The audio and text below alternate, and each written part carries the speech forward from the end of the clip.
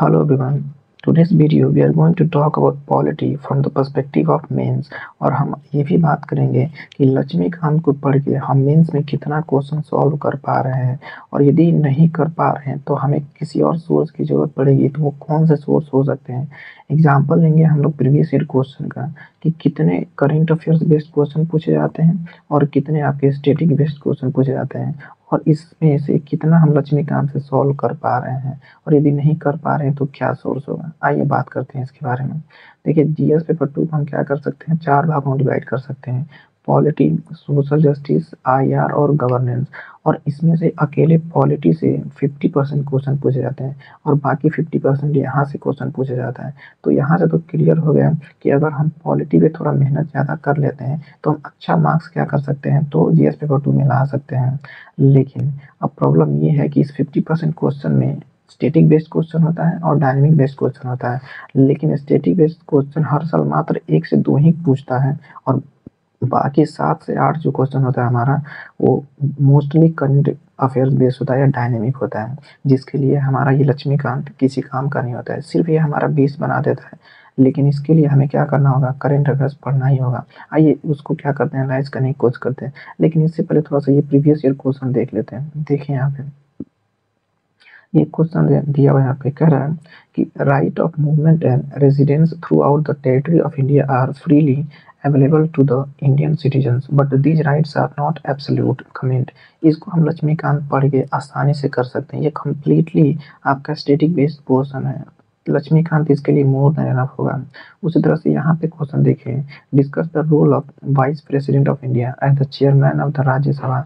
इसके लिए भी हमें किसी और सोर्स की जरूरत नहीं पड़ेगी, हम सिर्फ और सिर्फ लक्ष्मीकांत को पढ़ के आसानी से इसका आंसर दे सकते हैं।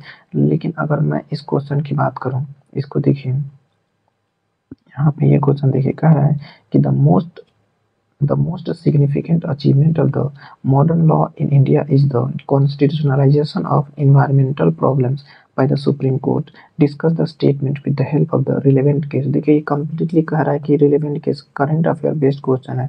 अगर आपने इससे रिलेटेड करंट अफेयर्स नहीं पढ़ा होगा तो आप इस क्वेश्चन को आंसर नहीं कर सकते हैं।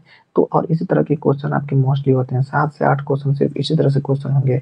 कोई एक्ट उठा करके जो रिसेंटली न्यूज़ में होगा उससे क्वेश्चन पूछ देगा, कोई एक्ट या लेजिस्लेशन रिसेंटली पास हुआ है उससे क्वेश्चन पूछ देगा। तो इस तरह से क्या होता है ना कि हम सिर्फ लक्ष्मीकांत पे अगर रिलाई करते हैं तो इन सब क्वेश्चन को हम क्या कर पाएंगे, तो सॉल्व नहीं कर पाएंगे। तो आइए देखते हैं कि और क्या क्या सोर्स हो सकता है जिससे हम इसको टैकल कर सकते हैं।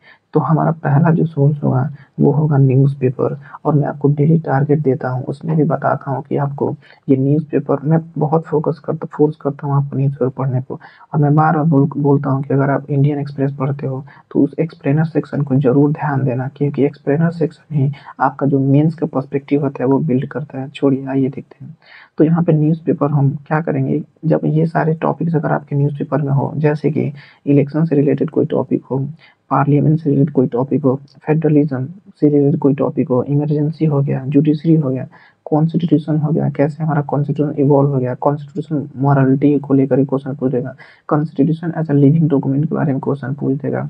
तो इस तरह से न्यूज़पेपर में ये सारे क्वेश्चन ये न्यूज़पेपर में रहते हैं, मिल जाते हैं।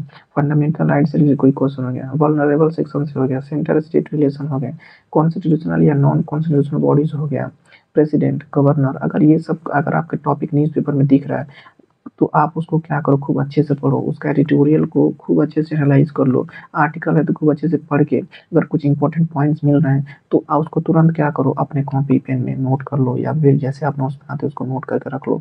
क्योंकि इसी तरह के क्वेश्चन बार बार आपके क्या होते हैं, तो करंट अफेयर्स बेस में क्वेश्चन पूछे जाते हैं। और बाकी हम जो मंथली मैगजीन अगर आप पढ़ते हो तो भी ठीक है, या फिर अगर आप पीटी मेंस या पीटी 365 सॉरी, अगर आप मेंस 365 पढ़ते हो तो वहाँ से भी क्या होता है, कुछ कुछ questions current affair based tackle हो जाते हैं।